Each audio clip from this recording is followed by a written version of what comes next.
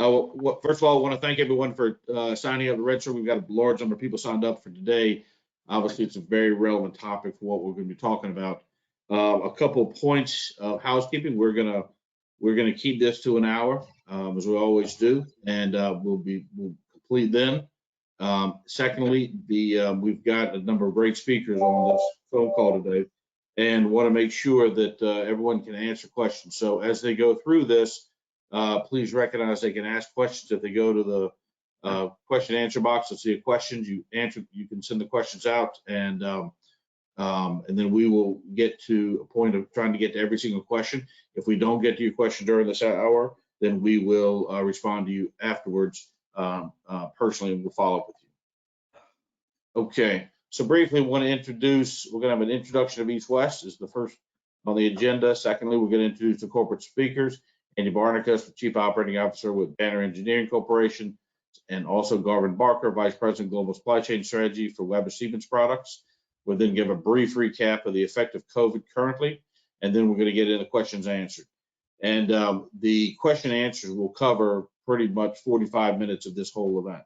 So again, if you've got questions come up, please feel free to ask the questions, and we will ask the speakers.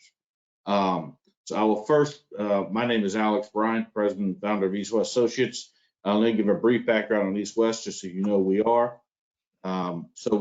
East West provides corporate strategy, commercial, operational, risk management services on the ground.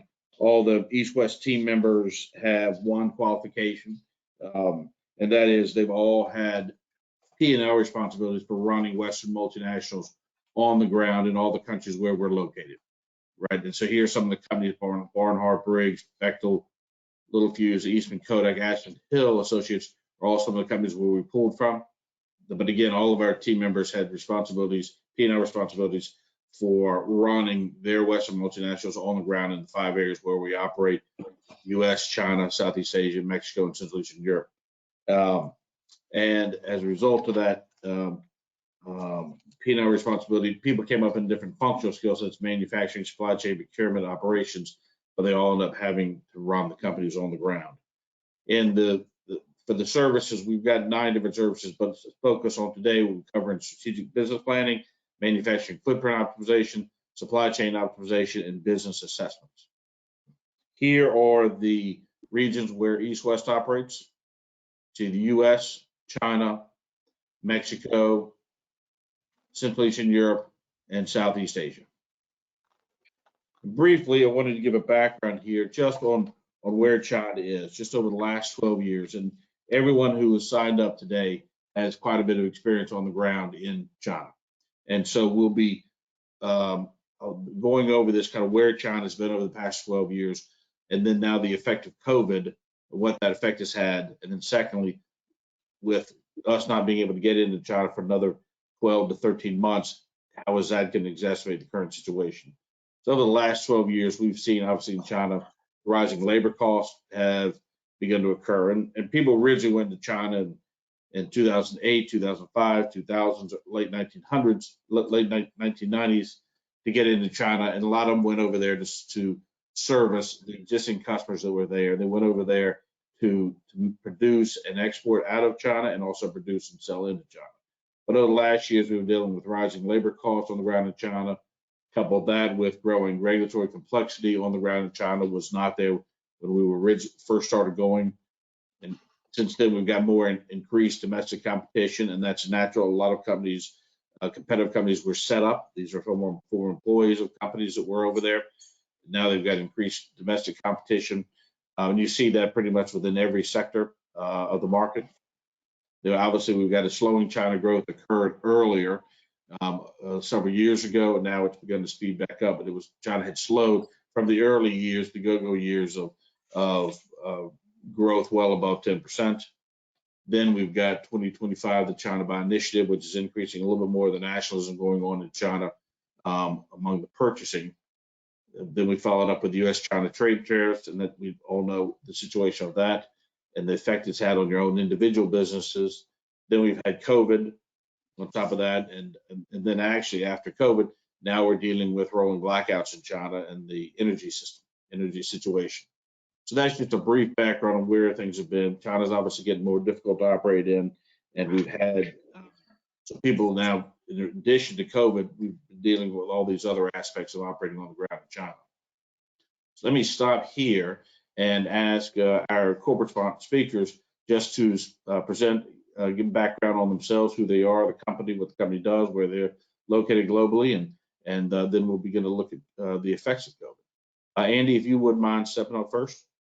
Sure. My name's Andy Barnauskas, Chief Operating Officer at Banner Engineering Corporation.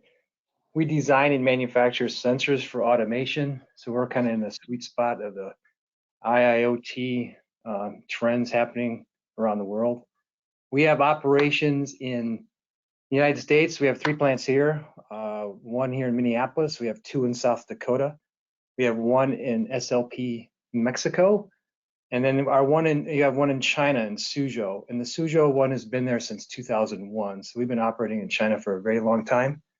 And we've been selling in China since literally 6 months after Tiananmen Square happened with our channel partners over there. So we're pretty well versed in the China market. So we'll let you know how that's going. So Thank you, Andy. Yep. That's a good one. Garvin, if you would mind following up on that, give a background on yourself. Sure. I'm Garvin Barker, Vice President of Supply Chain Strategy at Weber Stevens Product. Weber is a company who designs, manufactures, and sells gas, charcoal, pellet grills, just about anything you can imagine for your grilling experience. We have operations in the Americas, in Europe, and in Asia. We have 5 manufacturing and distribution sites in the U.S., most of them around the Chicagoland area. We work with 3 contract manufacturers currently in China, and then also just recently opened a manufacturing site in Poland with plans to expand that and also have a DC there. So we're really active around the world. Most of our sales are in the U.S. and in EMEA, but also a really strong business in Australia. Thank you very much, Garvin. Andy, thank you very much.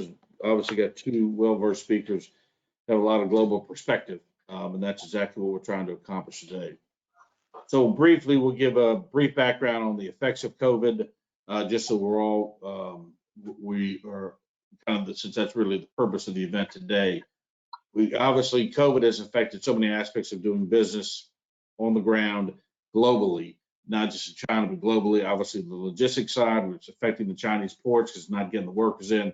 I think we've all seen the articles about closing certain ports or certain ports on certain shutdowns, seen that in Ningbo, as well as other Chinese ports. The supply chains, obviously, those costs have increased dramatically. We've seen slowdown in workers in some of the Chinese facilities because of the COVID situation. China continues to pursue a very strict a strict COVID policy. And the supply chain, the cost of logistics has increased dramatically. I think everyone remembers when you could get a 40-foot high cube container from Shanghai to Long Beach for $2,700, maybe $3,000. And we all know where they're operating now. It's significant. Obviously, business travel to China has been non-existent primarily since March 2020. It prevented in-person meetings. There's been increased reports and articles and talking to companies, increased fraying of the relationships between the U.S. and China team, particularly for those companies that had leadership that was new, right? If you made an acquisition or if you had some new people in the U.S. and new people in China, there's been fraying of relationships because people have been having to communicate simply by Zoom over the last 18 months. And how is that? And so now the question is, how is that going to look over the next 12 to 13 months? There's been an increase of difficulty in terminating, hiring, training people, particularly because you can't get there.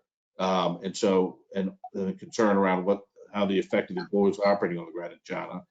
We've seen companies seriously reevaluating their global supply chain footprint. A lot of the activities around diversifying beyond China, getting outside of China for that, and then the reevaluating the global manufacturing footprint. So those are kind of obviously some of the high-level COVID-related challenges that people and manufacturers are facing. So the purpose of today's webinar will be to discuss how current companies are currently managing these changes, and secondly, how future restrictions will affect the company's ability to solve these problems. So I'm going to go through and ask a lot of these speakers a lot of great questions, hopefully. And I know that we will have questions coming through from the individuals who are registered.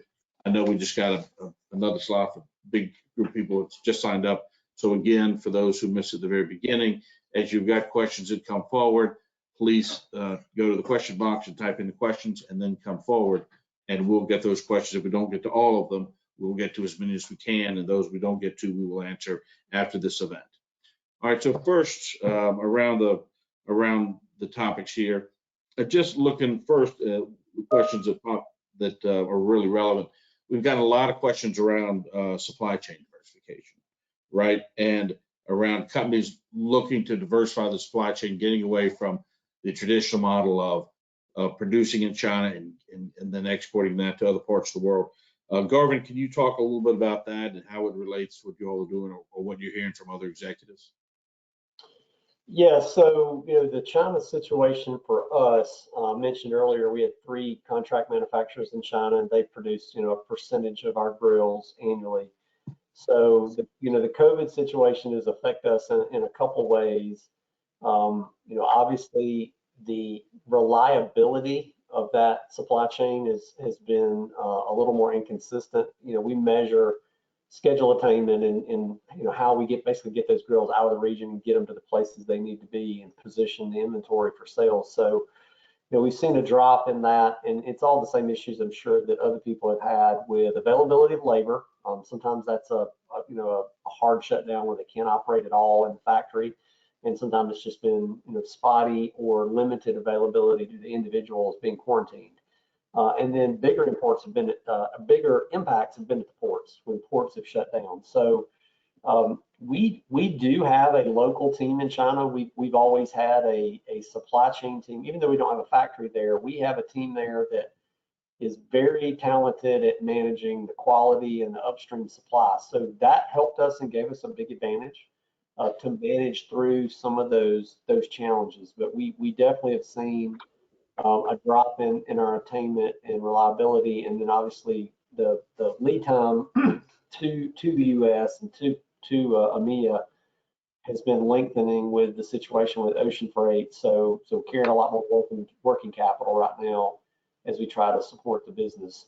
But I'd call out the current group we already had on the ground there. Even though they haven't been able to go into the suppliers, it's been a big advantage having some local supply chain presence that had those relationships already. They could work virtually and in some cases face to face to work through different challenges. And has the COVID situation encouraged you all to expand diversification of your supply chain beyond China, encourage you all to looking at other parts of the world? I wouldn't say it didn't change how we looked at it. It just accelerated our plans. We already had a plan to build a manufacturing facility in Europe. We have a significant amount of our sales in Europe, and until a couple of years ago, we provided all of the supply to Europe out of our U.S. facility and out of those 3 contract manufacturers in China. So we already had a desire to move to a more, make where you sell approach by putting some manufacturing and distribution capacity there in Poland. COVID situation just accelerated that because it gives us a much more reliable way to, to be able to support that customer base. And when you start looking at the trade-offs there, the amount of working capital right now that you carry due to the extended lead times. And I know for us, some of our lead times have extended out to, upwards of 80, 90 days on the ocean to get grills where we need to get them. When you start looking at the comparison of what you have to invest in capital versus what you're already investing in working capital, it really makes sense to go to that make where you sell. And we're finding already just a lot better ability to respond to the market. The consumer behavior changed a lot during COVID. We're one of the companies I think that benefited from the stay at home. A lot of people can't go out to eat, so they decided to buy grill and cook at home, and that demand was different than what we had originally forecasted. So having the capacity in the region to build grills allows us to respond to more real customer demand. Yeah, well, that makes a lot of sense. I mean, trying to get a supply to where your customers are, and also trying to the diversification beyond China. Andy, can you talk a little bit about that from your perspective, about the supply chain diversification with China? Has COVID affected your supply chain? And if so, how has it done so? Yeah, I would actually concur in the fact that it didn't really change in our plans, because we actually had plans to diversify since 2016, even before the tariffs, but we were going to slow roll it, because it's like every company that's listening out there, you're a different scale as you grow as a company. We are at the size where we're going, hey, we're a size company now where it makes more sense to go more regionalized type supply chain and manufacturing. So we're pretty much doing the same thing the government was talking about there, trying to go to that approach. But what the tariffs did, first of all, was just accelerate that quite a bit, because overnight, Banner is an electronics manufacturer, so we were right in the middle of the China trade war with the U.S. during that time frame. And then honestly, what COVID did is just throw a monkey wrench in the whole thing. It's not a good thing, but one of the advantages that we have in region, and again, Garvin talked about this a little bit, is we've had a long established company there with our employees in management level. We also have supply chain people on the ground in southern China, where a lot of our supply base is. That has been critical to maintaining the communication throughout the whole COVID situation, to basically just get a feel on the ground day to day, what's happening with the ports, what's happening in the factories, and things like that. Another thing that we've done to help manage the situation is because of relationships we've had, is we at the ownership level, we've had ongoing regular meetings with ownership of these key suppliers that we have as well. Even I'll get involved in those conversations also. So if you have the opportunity with your suppliers over there at that level, I would encourage people to do that, because that's helped tremendously. The other thing that's been advantageous from being able to manage the whole supply chain in general is, especially in the electronic space, is everybody knows that the semiconductor industry is just insane right now. Lead times have stretched out to well over a year for some of these parts. We've been able to leverage our relationships in China to actually secure parts that we normally would not get. So some of the side benefits. So one of the things the last thing I'll mention as far as business strategies and things like that is we're already moving toward a model of in China for China, because China for us is actually a very big market, and COVID just accelerated it to extreme levels now, because we need them to support themselves as much as possible, because you can't travel there when we don't know when we're going to be able to get over there again. So I'm sure we'll get into more conversations along that line. Yeah, no, that's and you're right. We'll get into that, but that so I hear both of you talk about how the supply chain diversification beyond China, you had plans for it. This kind of put it in overdrive. COVID had. Yeah. It's interesting. One of the questions popped up here about when you look at supply chain diversification. This person's asking. It says it seems to be the first question is where, and the second question is how. So just looking at the where question, it seems to me there are certain companies, certain countries that are going to be benefiting from this, right? I mean, obviously we know Mexico is benefiting from it. Southeast Asia is benefiting if you're producing and selling in the Southeast Asian and Central Eastern Europe, what you touched on for servicing for that. But I'm wondering are there other countries that are benefiting from this expansion beyond China, and how is Mexico fitting into this? How is Eastern Europe fitting into this? For companies that are trying to expand their diversification into these regions to service customers in these regions. So for us, Alex, the Europe play just made a lot of sense because we had so much critical mass there with sales volume.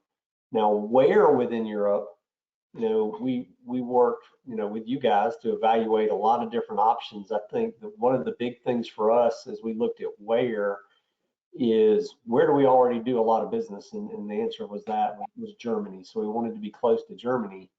But the other part of it is, where are we expecting to grow?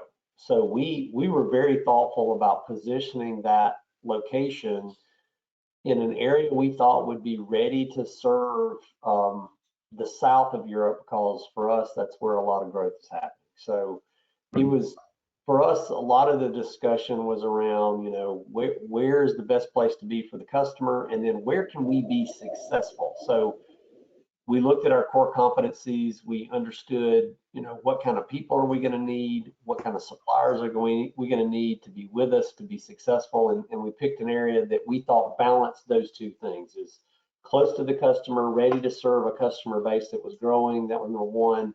Number two is in an area where we knew we could get good partners and good people to be successful with our core competencies. Yeah, that makes a lot of sense. A lot of sense on that. Yeah, I guess what I'll have to add to that, and East West knows this in spades because they've been working with us on this, is we had a strategy early on, a year and a half, 2 years ago, of China plus one, and we were going down that route, and we basically did a kind of a timeout because the whole world has literally changed in the last 12 to 18 months, where the whole landed cost model is changed, and we don't see it going back. It may settle a little bit, but it's not going back to where it was before. So we've changed how we actually look at supply chain, and the same point is, where are you going to support sales the best? So in our particular case, we actually pulled the plug on our Southeast Asia location and decided to move it into Mexico, because North America is a very strong market for us at the moment, as is Europe. And we do have plans in Europe as well, kind of down the road. But it's really the same thing, is that you kind of want to get your supply chain around where you're going to support your customers the best. The hot markets for a while were Vietnam, Malaysia. We have some suppliers there, but we're kind of thinking, it's like, okay, we've got enough there. Let's diversify even more. And with the landed cost model changing quite a bit, North America is now very viable for that type of thing. And we believe it's really the end of low cost labor. And the things are kind of settling out around the world a little more. There's obviously pockets that are more expensive than others, but not like it used to be. Yeah. So it's a different game now. It really is. Yeah, I would agree. I think the variables we talk about more now versus, labor is still important. We talk about it, but it's more around what's the triangulation of freight, tariff, and material costs. What's the right place to keep those three things in balance? Those three variables seem to have a lot bigger influence right now on decisions. Yeah. And I would also say the other thing for us, we're an automation company, and we're talking more about how do we automate more, just because labor's hard to get everywhere, not just here.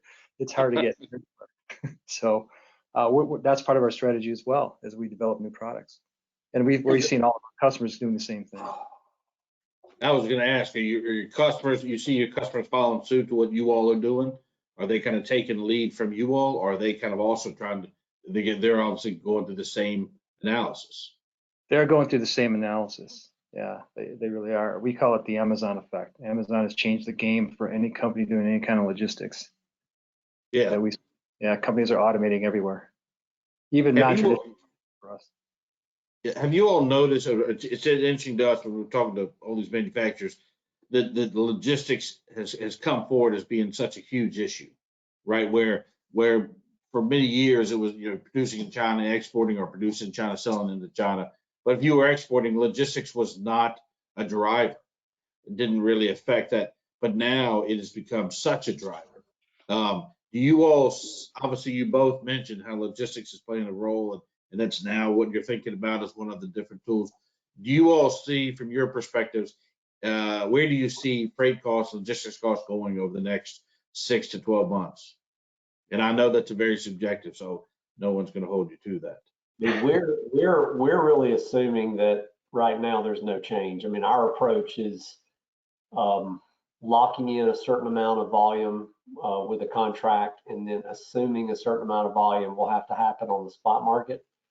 that gives us flexibility. So I think our assumptions are throughout 2022, or at least the first 3 quarters of 2022, we're probably not going to see a big change. It's going to be continue to be constrained, which means that the spot market is likely going to be a lot higher than it's been historically. At least that's what we're seeing in trying to manage.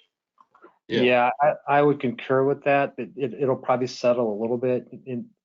We're thinking that the ocean freight will come down from where it's at. It actually has a little bit already, that it'll settle to a new level, but it won't be the level you talked about at the beginning. And what we're trying to do, of course, and like I think every company out there is, everybody's trying to probably carry a little more inventory and be more thoughtful about how we plan. And we're doing the same thing. We're trying to actually just kind of manage it to not make it go up farther and actually reducing it at this point. Yeah. Maybe 6 months from now it'll change, but we don't see it changing till then, at least. One thing I'd add, Alex, is the one way that we do look at it is when we start talking about a business case and we use any kind of freight cost in a business case, we always run a scenario that says the next step probably looks like 25% less than it is right now as kind of a sensitivity analysis. And then we also run one that says, what if it went back to a 5-year average? But that scenario really doesn't apply right now. Like, nobody really believes it's ever going to go back to a 5-year average. So that is the way we look at it, though. Is base scenario is today's prices, one sensitivity analysis at negative 25% versus where we are, and then another one at 5-year average. Yeah, that's actually an interesting point. We do something similar, but I would say the thing that accelerated for us the most is we've talked a lot about over the years getting a better handle on true landed cost by component, and that's easier said than done. So we put a lot of resources into that. We started it with the tariffs in earnest, but now with everything going on, we now have some very sophisticated models for getting a true landed cost for components that we never had before, which has been key for making better business decisions around that supply chain. So if people don't have that, I would consider definitely doing that. Because it affects our costing systems, you want more to an, instead of a straight material overhead percentage, we went to a very fine-grained, what does that look like? Freight, tariff, handling, inspection costs, all that kind of stuff. So let's say you're looking at so let's say you're looking at Newsflyer in Mexico, right? Service you talked about trying to get service North American market. Look at Newsflyer in Mexico. Then this has given you the ability now to not only have the cost from a particular vendor, but also what is the actual landed cost, how that compares. So it's apples to apples comparing with what you're currently getting at current suppliers, what's going to look like getting from Mexican supplier with landed costs, any tariffs, duties, any duties there, so that when at the end you're making partially a financial decision. Correct. Yeah. Because as you're looking around the world, especially in our business, we use a lot of plastic and metal parts, so there's a lot of tooling costs associated with any of these components.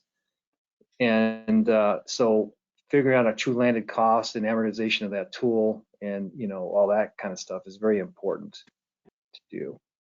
And every company has their own methodologies, but ours is more fine-grained than it's ever been, which has been very helpful. That makes total sense. It makes total sense. If we one question that popped up here was on I guess from our conversation, it talks about the person was asking Mexico, Poland, as far as sourcing from Mexico, sourcing from Poland, are there any big advantages or big disadvantages compared to China? Now, obviously, that's going to differ by company. It's going to differ by products you're looking at. But from a high-level point of view, do you all have any thoughts on that of positive one looking at Poland or Mexico and certain advantages and certain clear disadvantages?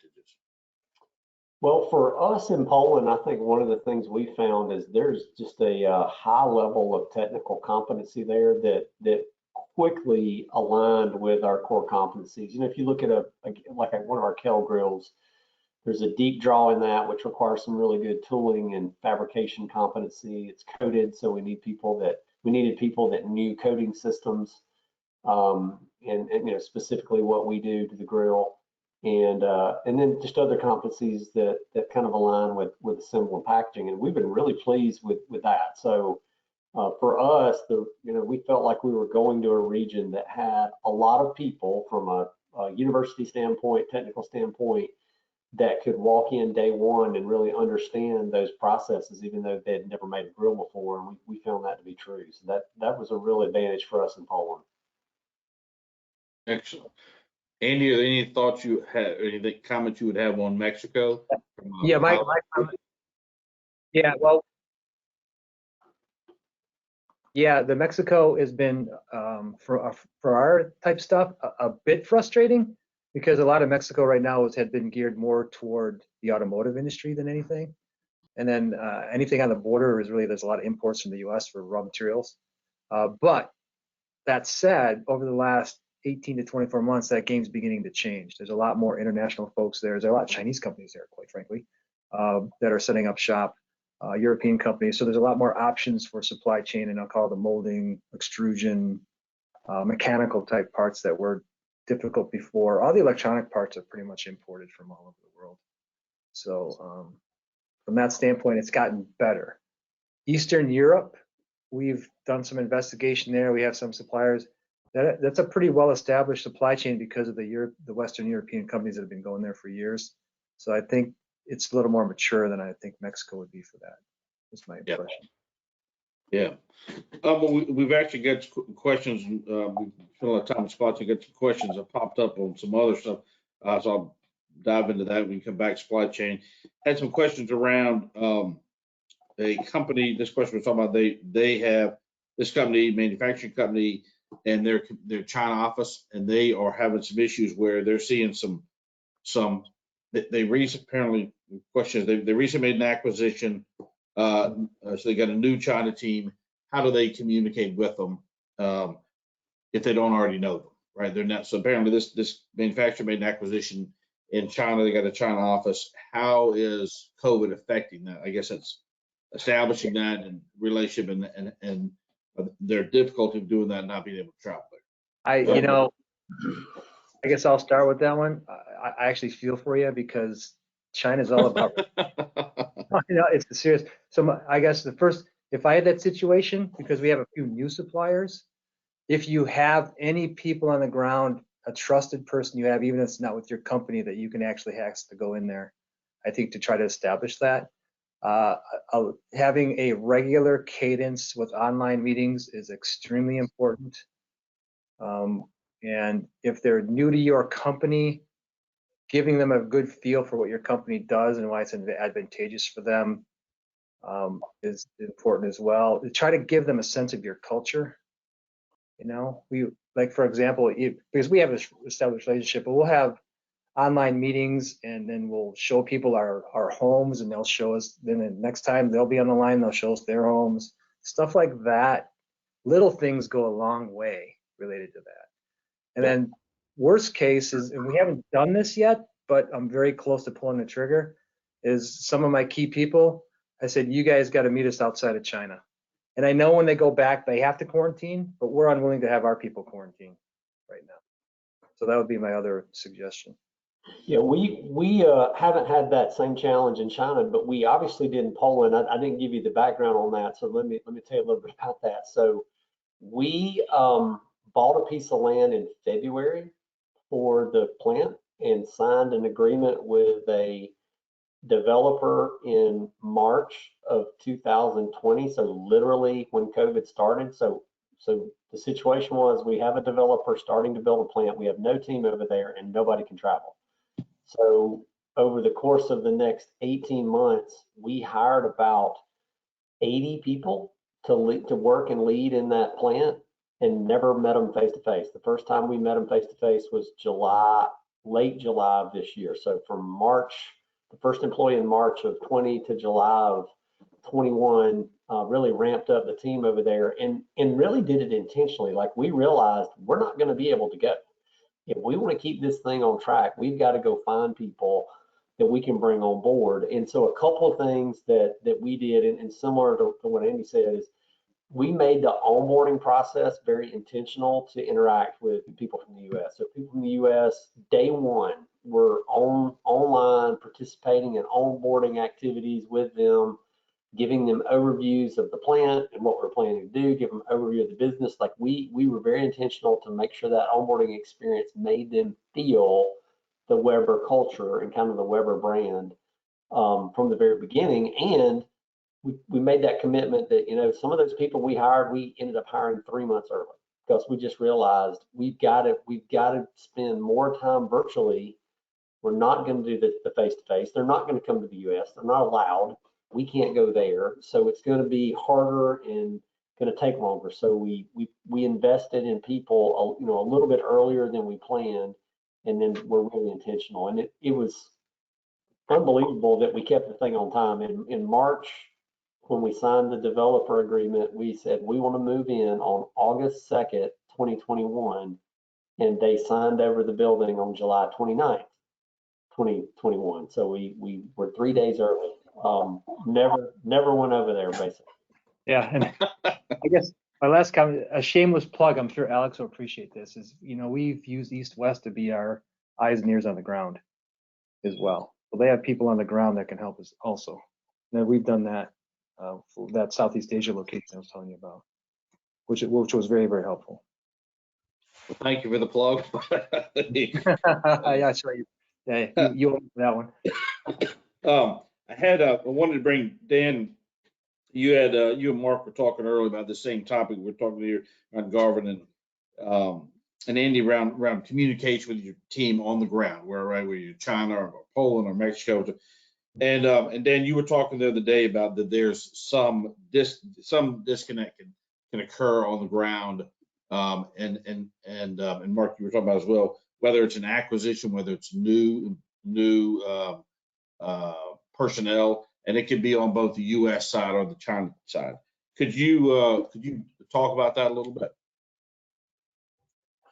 Yeah, sure. Yeah, this is Dan.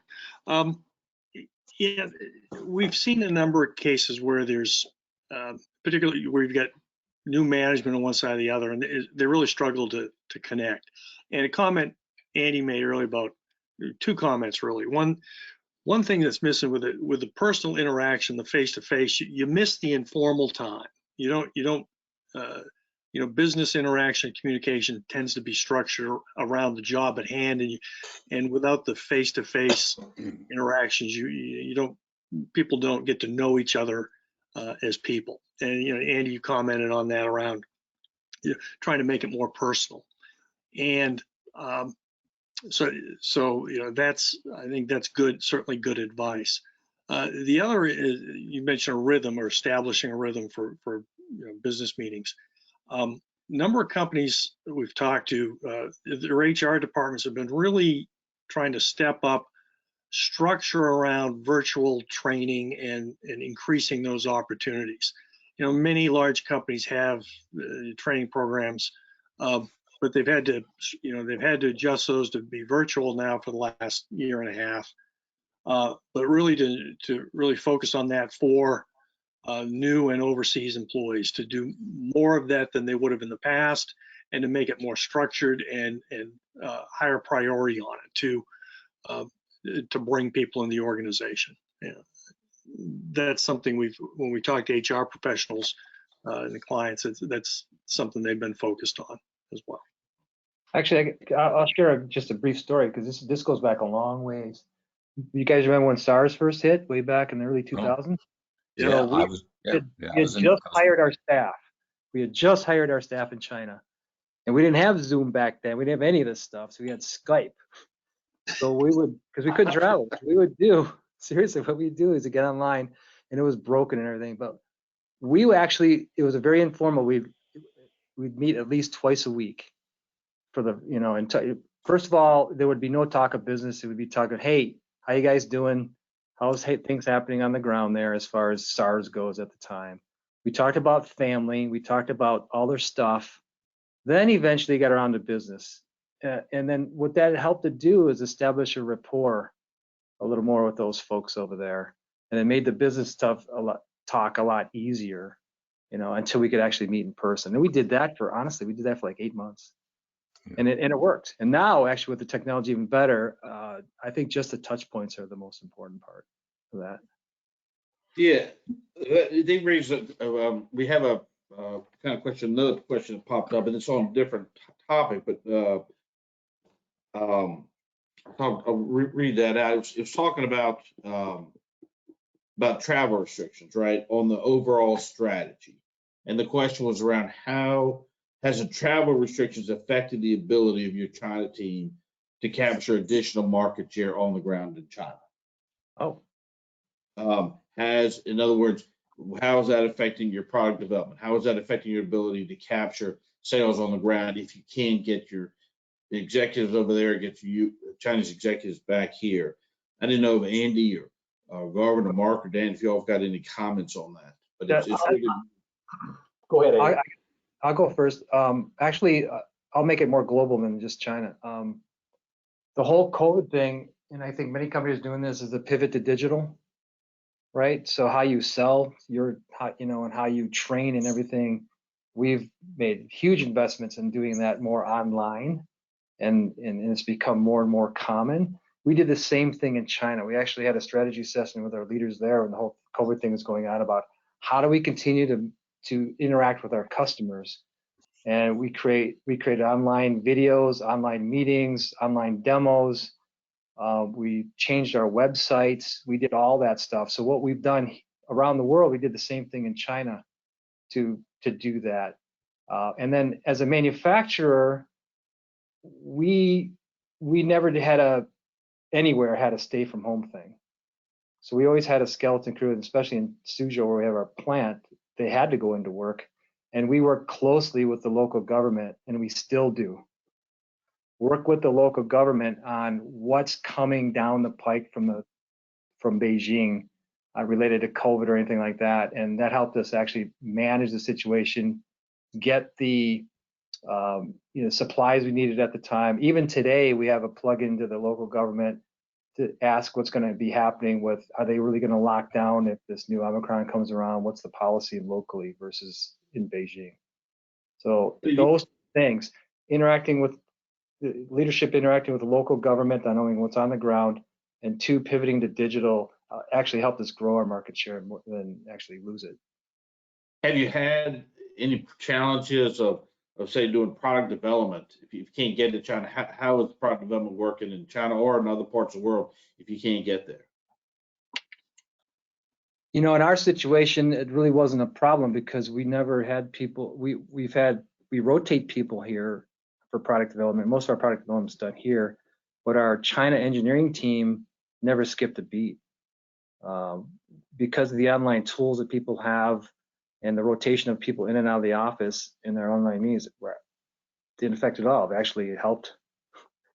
Actually allowed people to concentrate more with having less distractions, quite honestly. So we didn't see an issue.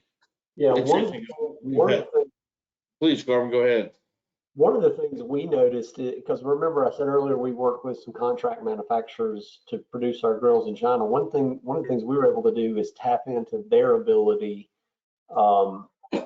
cases to help with that work. So when we had gaps where we needed to do more from a product development standpoint, design standpoint, we were able to allow them in some cases to do that. You have to be careful, obviously, with your IP, but in some cases it just makes sense. It's pretty simple fabricated components, and we would rely on them to help us with that. We launched, I think, three different products during the COVID period. So we found ways to get new products developed and started up there despite the limitations.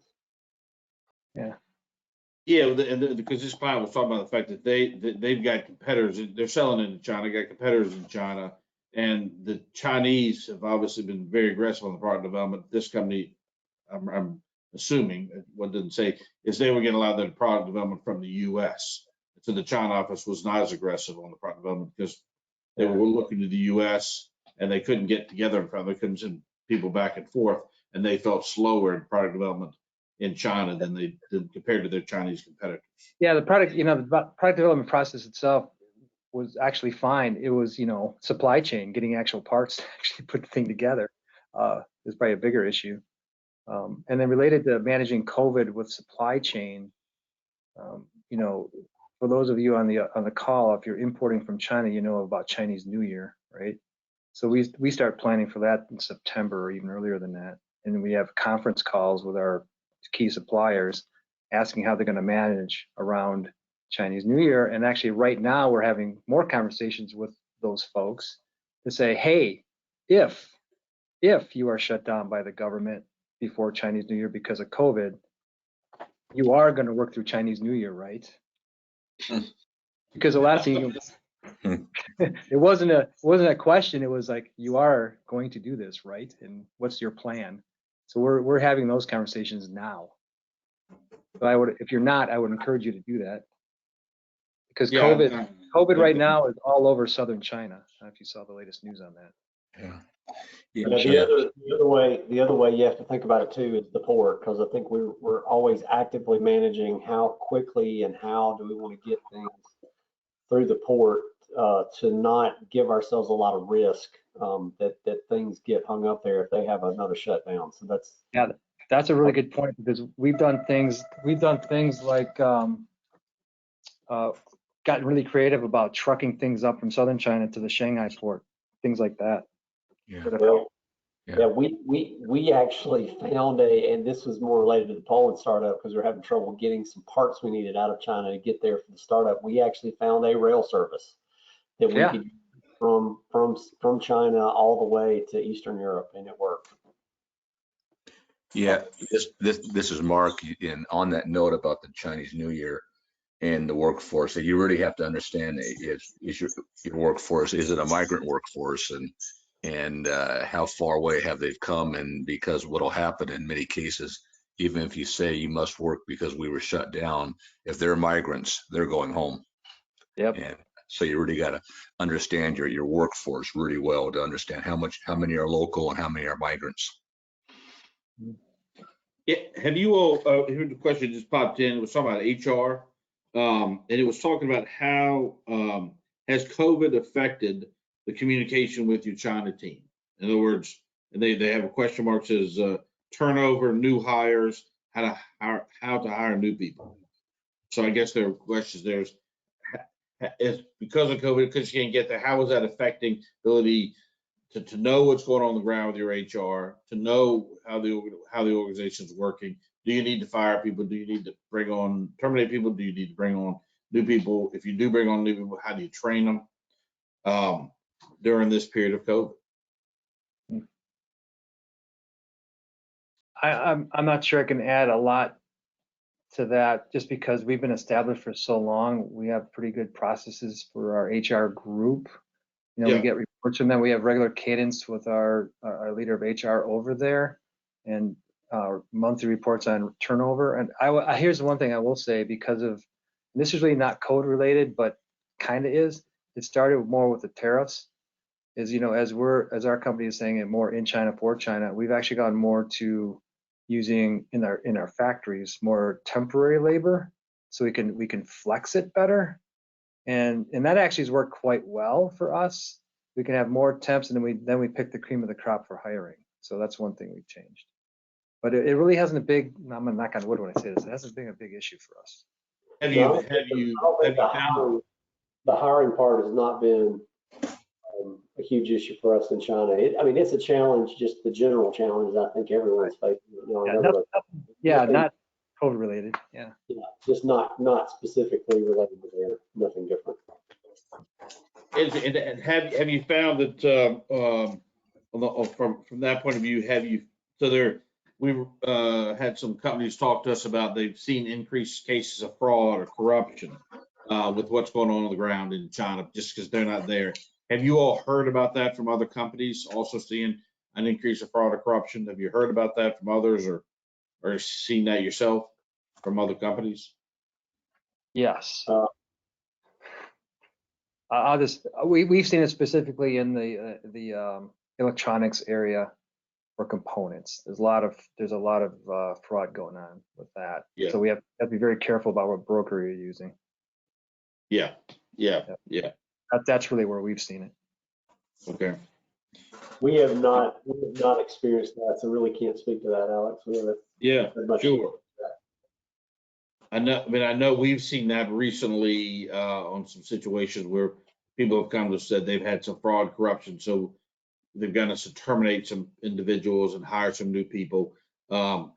Because, and I think in some of those cases, maybe they didn't have the best processes in place to detect it. So that when COVID hit and it limited the travel, in some of those cases, they weren't capable, they didn't find out until the damage was already done. Right. Right. And then in some they had good processes, and naturally some employees felt, well, okay, if they're not here, I've got more freedom to do what I want to do. Right. And that was just kind of a natural, I guess you got a few bad apples, they're gonna For those companies that, if you have an international audit firm that you work with in China, we've used them before to do some investigations for us. Yeah, absolutely. Have you all, this question that came in is, has COVID or the lack of travel there, has it limited or affected your development of a China-focused strategy? Or how has it affected it? In our case, it's kind of honed it in. So, because it's pretty much accelerated the fact, and it's a combination of growth for our company, because we're in the same boat. Our growth of our company is very, very strong and continues to be.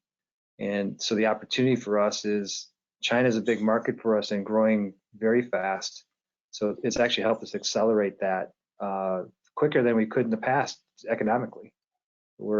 That's really helped us actually in that regard. That's so we're hiring, yep. We're hiring engineering staff in our China plant and things like that. Yep. It hasn't changed much. Our position was pretty well set with the contract manufacturers. It just was adjustments. It was adjustments to make the process we already had more effective.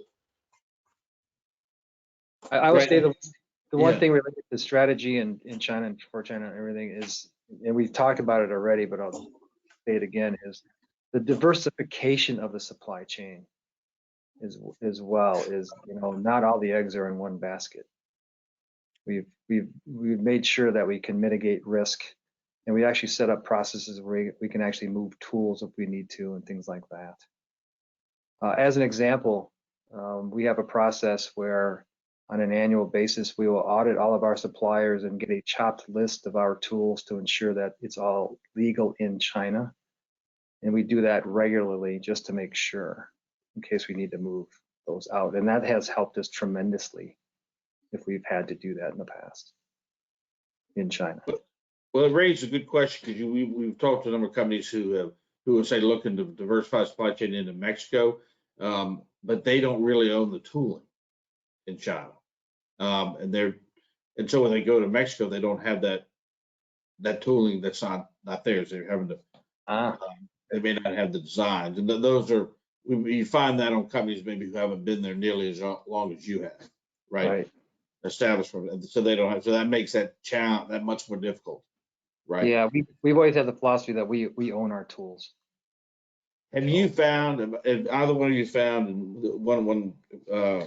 in couple cases we've seen recently, where people are looking to diversify into whether it's Mexico or Southeast Asia or Europe, that they're finding, and it's more particularly related to Southeast Asia and Mexico, that they'll try to source finished components or finished goods in Mexico, Southeast Asia, but they're finding that some of the raw materials are still having to come from China. So they're trying to get away from China, but they're manufacturing in Thailand or Vietnam, even Mexico in some cases.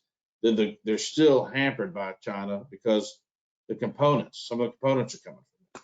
Have you all seen that for your businesses? I've heard of that from other companies. The sourcing of components is definitely a challenge. We find, even though we're pursuing the make where you sell strategy, some of your components still have the estimated costs from China, and in some cases, it's really the only place to get them right now from an availability standpoint. So managing the upstream supplies is extremely critical, and just is a lot of brute force, a lot of planning, beyond what you normally do. We talk about a lot about working in peacetime and wartime. It feels like we're working in wartime a lot of days right now when it comes to That's true. Yeah. I guess I don't have any specific examples of that, but I think indirect. I mean, we've had a heck of a time trying to get aluminum extrusion, and I don't know if that's more of a raw material issue or just capacity in general around the world, but it's been a struggle to keep up. Yeah. I think one thing, and Andy, you alluded to it earlier, I believe you made a comment. That's been a recognized problem, especially in Vietnam and Mexico, where you're somewhat beholden on Chinese suppliers.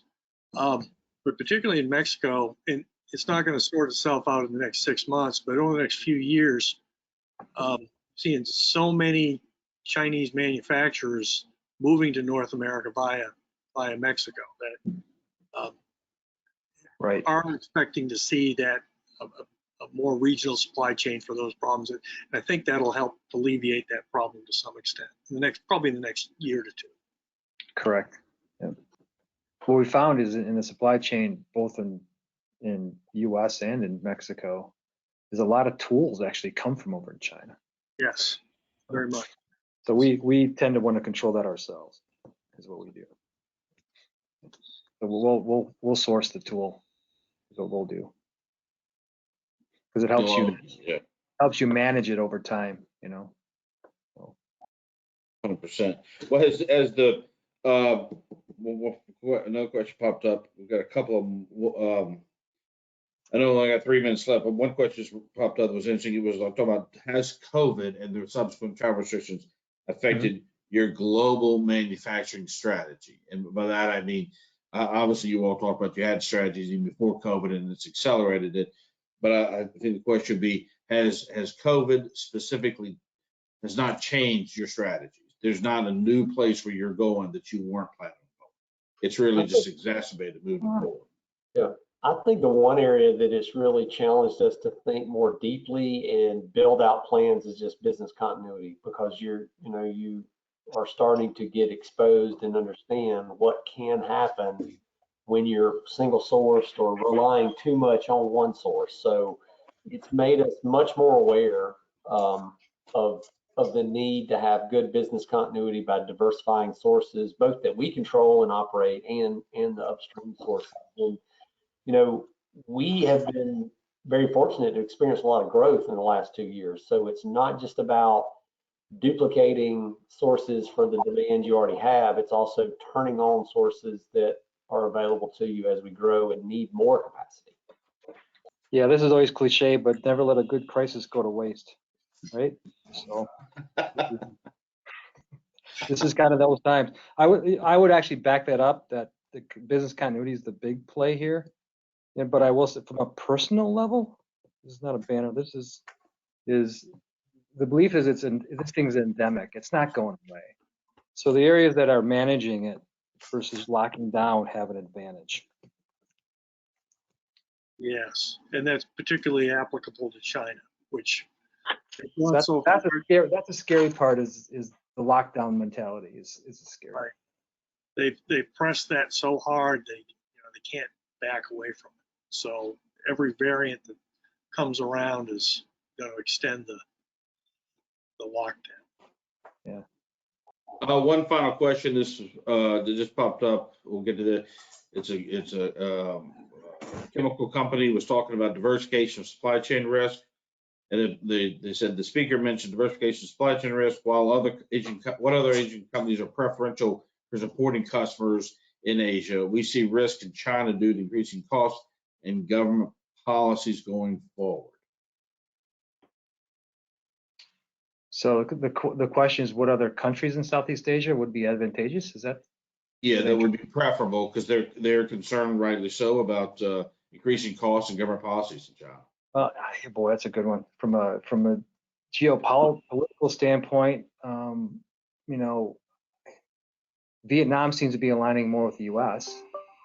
The Philippines is interesting, as is Malaysia. Malaysia, the issue there is always labor, because they import all their labor.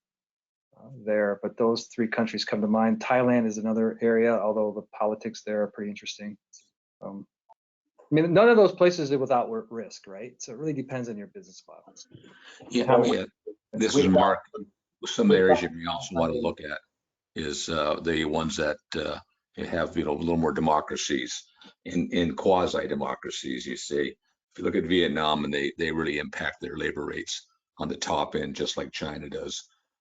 Yeah, you look at Thailand, for example, you'd say they're not a democracy because they've got a junta that's been running it for many years now. However, they seem to separate the business side, and they seem to run their labor works more on supply and demand. So that's why they stay more competitive. So you really got to look at kind of the government, how their governments are set up. And we've had some, I'll call it fairly good luck in India with a couple suppliers, but overall the quality just wasn't there. But for a couple of them, we found some pretty good luck there as well. Yeah. One of the things that was really telling to us is when we saw this issue coming up with tariffs, we started talking about those contract manufacturers actually starting up in other areas, and where we would stay with them and be their partner, but just with a new location, and they were reluctant to do it.